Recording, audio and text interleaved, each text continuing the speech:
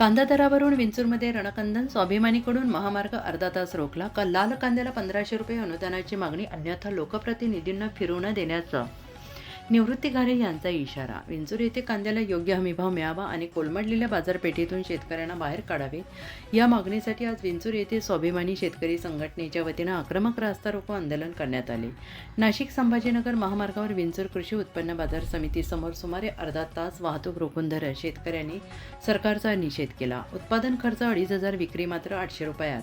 आंदोलनकर्त्यांनी यावेळी शासनाकडे विविध मागण्यांचे निवेदन दिले. सध्या कांदा उत्पादनासाठी प्रति क्विंटल सुमारे 2500 रुपये खर्च येत असताना बाजार समित्यांमध्ये कांदा केवळ 700 ते 800 रुपये दराने विकला जात आहे. यामुळे शेतकरी मोठ्या आर्थिक संकटात सापडला आहे.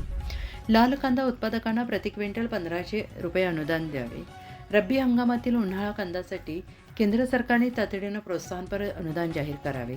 अस्थिर आयात निर्यात धोरणामुळे होणारे कांद्याचे नुकसान थांबवावे. केंद्र सरकारच्या चुकीच्या आयात निर्यात धोरणामुळे कांदा उत्पादक देशोधडीला लागला आहे.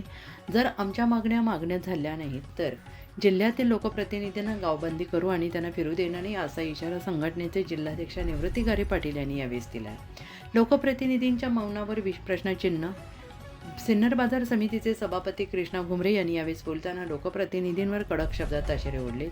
स्वतःला शेतकरी पुत्र म्हणवणारे लोकप्रतिनिधी आज शेतकऱ्यांच्या प्रश्नांवर गप्प का, असा सवाल त्यांनी उपस्थित केलाय. तर सिन्नर तालुका अध्यक्ष आत्माराम पगार यांनी रात्रंदिवस कष्ट करूनही पदरी निराशाच येत असल्याची खंत व्यक्त केली आहे.